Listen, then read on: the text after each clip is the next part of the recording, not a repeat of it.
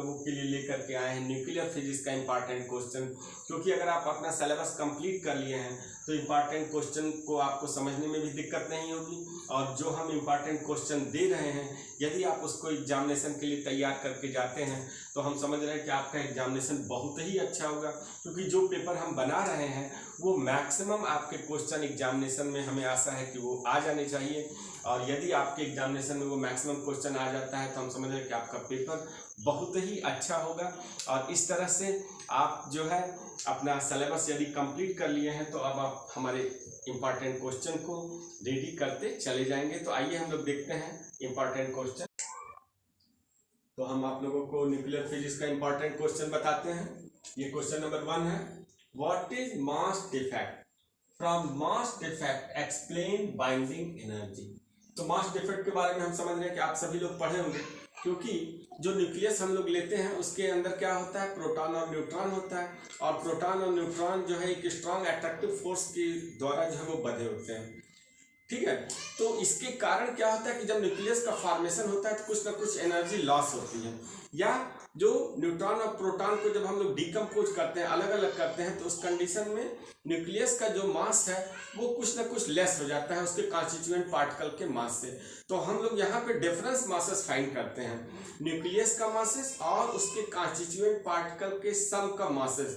तो जो वैल्यू हमें मिलती है वहाँ पे जो वैल्यू आएगी उसी को हम लोग क्या बोलेंगे, मास डिफेक्ट बोलेंगे, ठीक है। और वो जो मास डिफेक्ट है उतनी एनर्जी, या हम लोग बोलेंगे कि जो वैल्यू आया है डिफरेंस ऑफ द मासेस वो यदि डिसअपियर होता है, ठीक है, तो उसको डिसअपियर होने में जो न्यूक्लियस का फॉर्मेशन होगा उसी को हम लोग क्या बोलेंगे, बाइंडिंग एनर्जी बोलेंगे।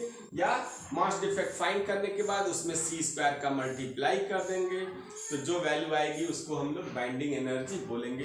क्योंकि एक न्यूक्लियस के फॉर्मेशन के लिए जितना एनर्जी हमारा रिक्वायरमेंट होता है उसी को हम लोग क्या बोलते हैं, बाइंडिंग एनर्जी बोलते हैं। ओके, तो इसके बाद है question number 2, what are nuclear force? Describe their properties. Okay, are characteristic of nuclear force. तो हम लोग को न्यूक्लियर फोर्स के बारे में बताना है। न्यूक्लियर फोर्स के बारे में हम लोग कैसे बताएंगे, न्यूक्लियस के अंदर क्या क्या होता है, न्यूट्रॉन होता है, प्रोटॉन होता है, वो दोनों के बीच में एक स्ट्रांग अट्रैक्टिव फोर्स वर्क करता है, ठीक है। तो जो स्ट्रांग अट्रैक्टिव फोर्स वर्क करता है न्यूक्लियस के अंदर, प्रोटॉन के बीच में स्ट्रांग अट्रैक्टिव फोर्स, या न्यूट्रॉन के बीच में स्ट्रांग अट्रैक्टिव फोर्स, तो यहाँ पे जो फोर्स वर्क करेगा उसी को हम लोग न्यूक्लियर फोर्स बोलेंगे। और उसके प्रॉपर्टीज के बारे में हम लोग बता देंगे, क्योंकि जो न्यूक्लियर फोर्स है वो हमारा किस तरह का है, वो नॉन इलेक्ट्रिकल है, नॉन ग्रेविटेशनल है, एक स्ट्रांग अट्रैक्टिव है। तो इस तरह से उसके सारी प्रॉपर्टीज के बारे में भी हम लोग बता सकते हैं। Nuclear force are short range force और nuclear force are charge independent, ठीक है। क्योंकि जो प्रोटॉन और न्यूट्रॉन के बीच में फोर्स वर्क करता है वो चार्ज पे डिपेंड नहीं करता है, ठीक है। क्योंकि अगर चार्ज पे डिपेंड करता है तो वहां पे प्रोटॉन है, वहां पे एक रिपल्सिव फोर्स वर्क करने लगता है, ठीक है। तो यहाँ पे हम लोग बोलेंगे कि nuclear force are charge independent, nuclear force are short range force. तो जितनी भी प्रॉपर्टीज है उसके बारे में हम लोग बताते हैं। अब इसके बाद क्वेश्चन नंबर 3 है, draw the binding energy for nucleon curve and explain its significance. तो बाइंडिंग एनर्जी जो हम लोग फाइंड करते हैं और मास नंबर, उन दोनों के बीच में एक ग्राफ प्लॉट करते हैं। हम समझ रहे हैं कि आप लोग उस ग्राफ के बारे में पढ़े होंगे, और वो ग्राफ हमें कुछ इस टाइप का मिलता है। ओके, वो ग्राफ कुछ हमें इस टाइप का मिलता है, यहाँ पे कुछ स्टेप्स मिलते हैं। तो जैसे जैसे हम मास नंबर बढ़ाते हैं वो हमारा बाइंडिंग एनर्जी जो है पर न्यूक्लियन इंक्रीज होता है, okay.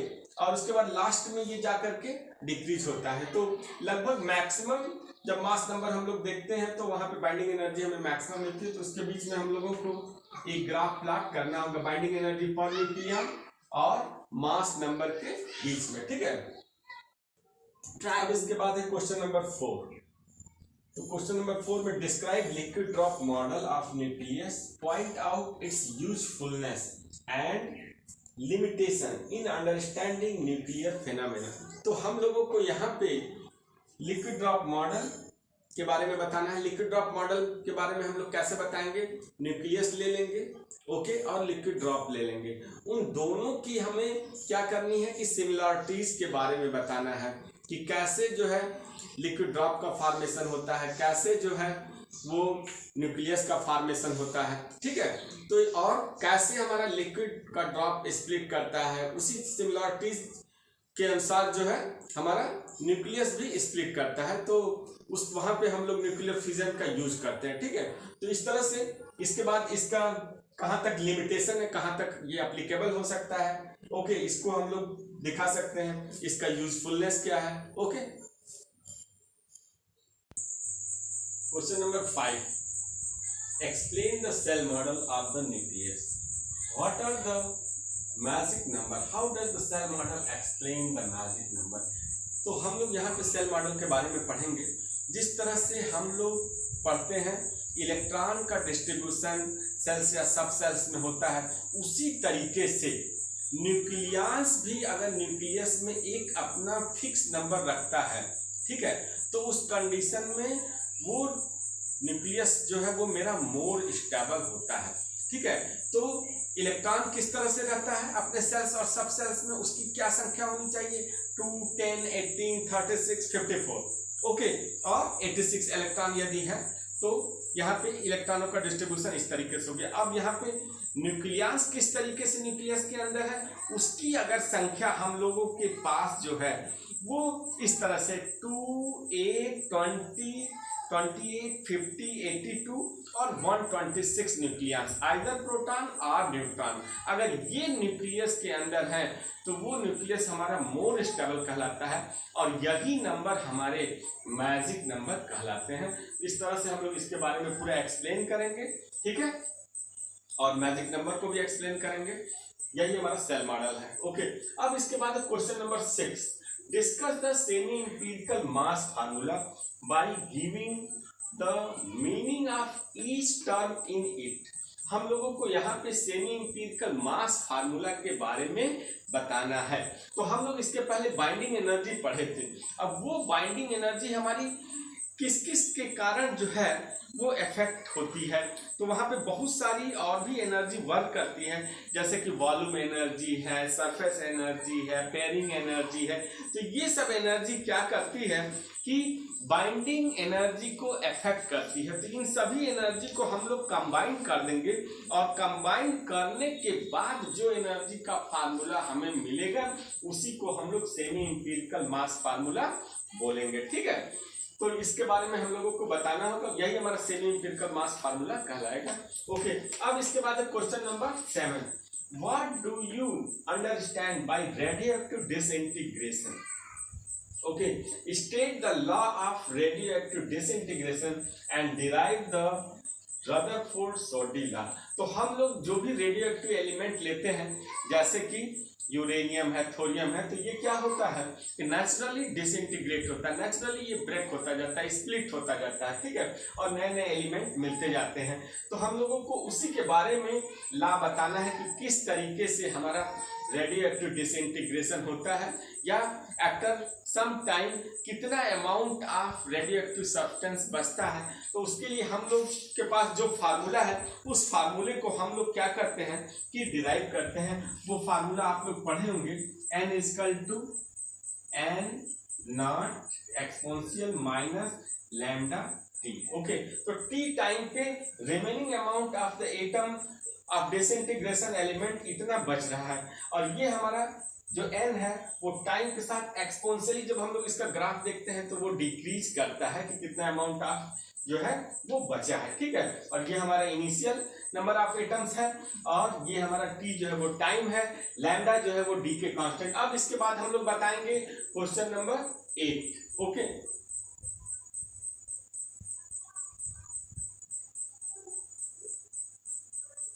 Question number 8, okay, define half life period and mean life of a radioactive element obtain their relation with decay constant।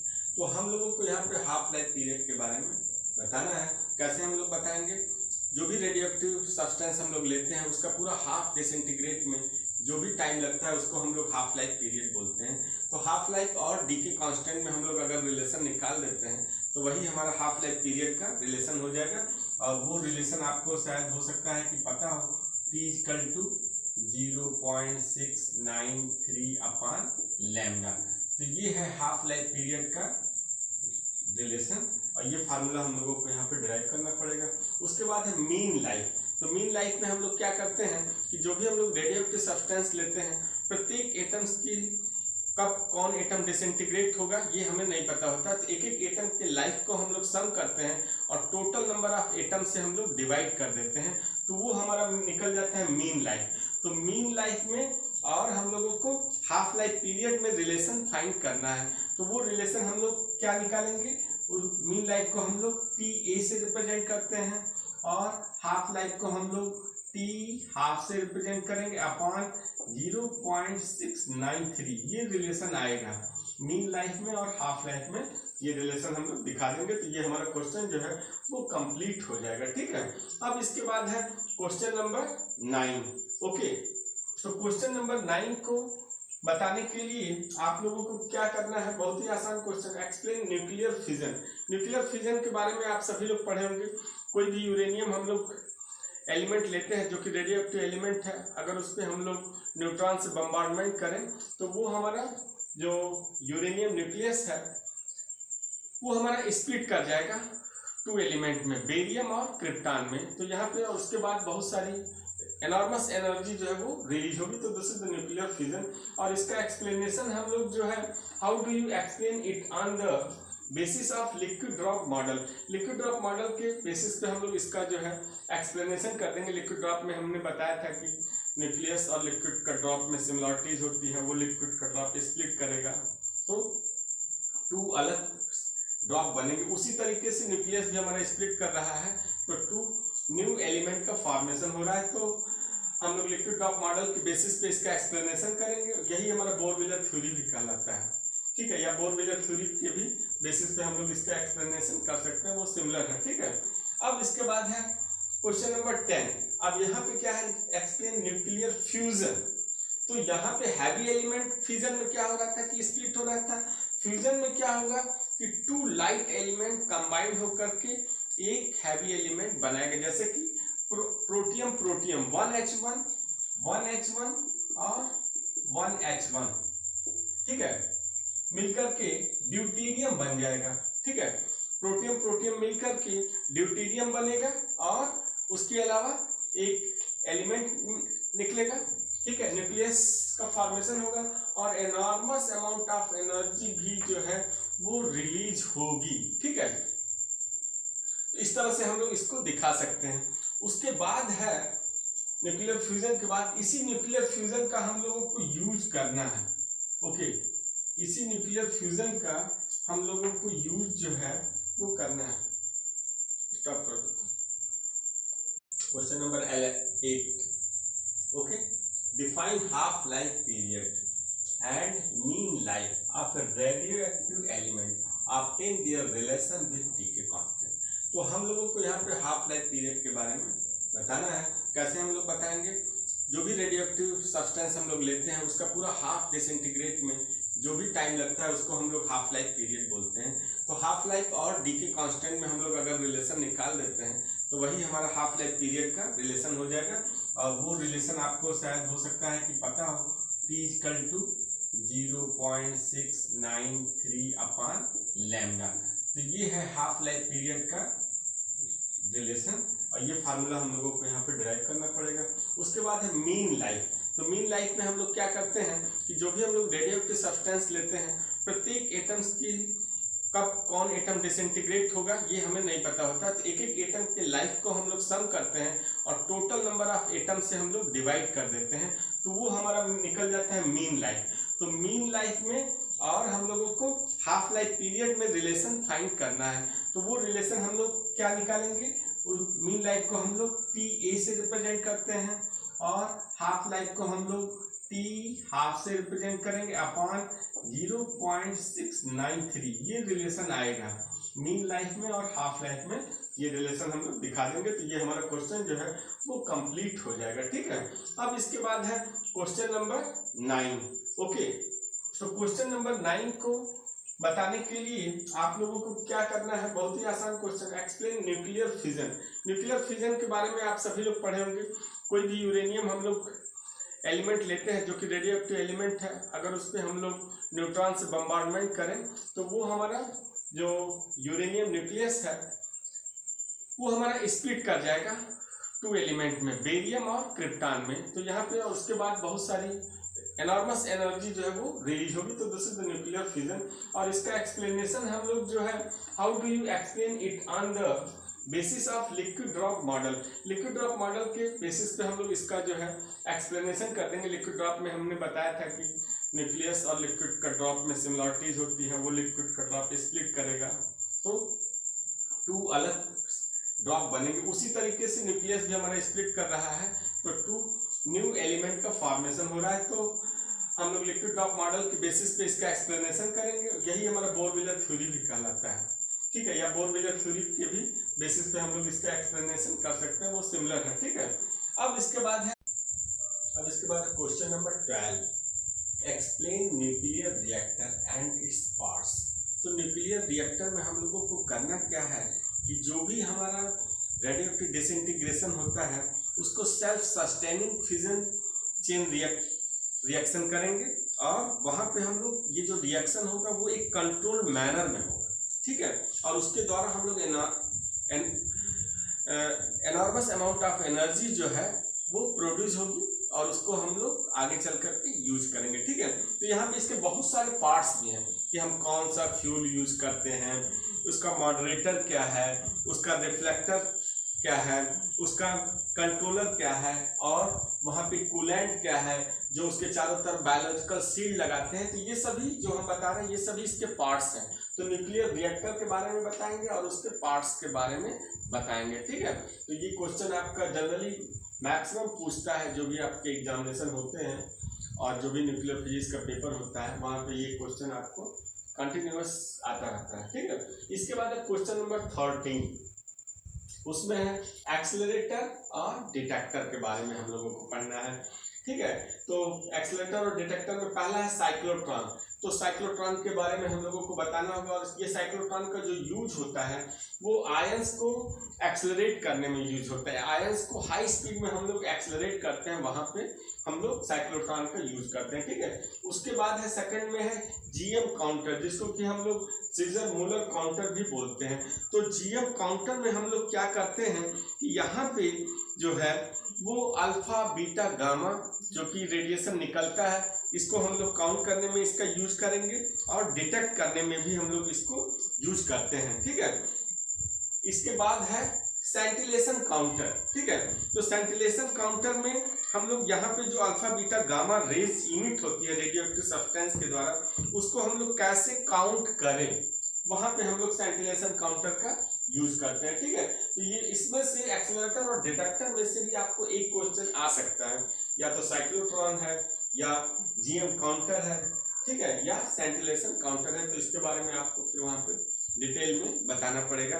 अब इसके बाद है क्वेश्चन नंबर 14। ओके, इसके बाद है question number 14, describe elementary particle. तो एलिमेंट्री पार्टिकल के बारे में हम लोगों को बताना है। अभी तक हम लोगों ने इलेक्ट्रॉन, प्रोटॉन, न्यूट्रॉन के बारे में पढ़ा था, लेकिन इसके बाद बहुत सारे पार्टिकल हो जाते हैं जिसको कि हम लोग उसके स्पिन के बेसिस पे जो है वो क्लासीफाई करते हैं। किसका स्पिन हाफ इंटीग्रल के फॉर्म में है, किसका स्पिन इंटीग्रल नंबर के फॉर्म में है। ठीक है, तो जिसका स्पिन हाफ इंटीग्रल के फॉर्म में है उसको हम लोग फर्मियंस में रख देते हैं, जिसका स्पिन इंटीग्रल के फॉर्म में है उसको हम लोग बोसॉन्स में रख देते हैं। तो इस तरह से बहुत सारे पार्टिकल हो जाते हैं और उसको हम लोग क्लासीफाई कर लेते हैं।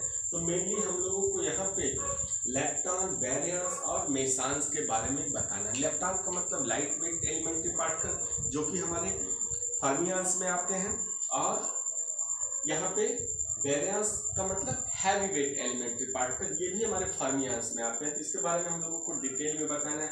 उसके बाद है मेसॉन, इसको हम लोग मिडिल वेट पार्टिकल भी बोलते हैं, और ये हमारा बोसॉन्स में आता है। इसका जो स्पिन रहेगा वो इंटीग्रल फॉर्म में रहेगा, इन दोनों का स्पिन जो है वो रहेगा वो हाफ इंटीग्रल के फॉर्म में रहेगा। तो इसमें जो जो एलिमेंट्री पार्टिकल आएंगे उसके बारे में हम लोग बताएंगे और उसकी प्रॉपर्टीज के बारे में बताएंगे कि उसका लाइफ टाइम क्या है, वो कितना उसका कितना जल्दी जो है वो डीके होगा, ठीक है। और उसके साथ जो है जो भी उसकी प्रॉपर्टीज है उसके बारे में हम लोग डिटेल में बताएंगे। इस तरह से ये एलिमेंट्री पार्टिकल का भी क्वेश्चन आपके एग्जामिनेशन में अवश्य आएगा और इसके साथ एक कंजर्वेशन लॉ भी बोल देता है, ठीक है। तो इसी के कंजर्वेशन नंबर के द्वारा हम लोगों को दिखाना रहता है कि एलिमेंट्री पार्टिकल का जो है वो कंजर्वेशन लॉ, तो उसको भी हम लोग दिखा देंगे। जो भी एलिमेंट्री पार्टिकल रहेंगे लेफ्ट और राइट साइड में उसको हमें दिखाना होगा कि कंजर्व कर रहा है कि नहीं। तो इस तरह से जितने भी क्वेश्चन 14 क्वेश्चन हमने बताया है ये सारे क्वेश्चन वेरी इंपॉर्टेंट है और ये जनरली न्यूक्लियर फिजिक्स के प्रत्येक पेपर में ये क्वेश्चन आपको मैक्सिमम आप लोग देखेंगे कि मिलेगा। और अगर आप इसको अच्छे से तैयार कर लेते हैं तो हम समझ रहे हैं कि आपका जो न्यूक्लियर फिजिक्स का पेपर होगा वो बहुत ही अच्छा होगा। तो ठीक है, अब इसके बाद हम आप लोगों को नेक्स्ट वीडियो जो है भेजेंगे। और thank you for watching this video. अगर ये वीडियो आपको पसंद आया तो आप इसको लाइक और सब्सक्राइब करिएगा, ठीक है। Okay, thank you.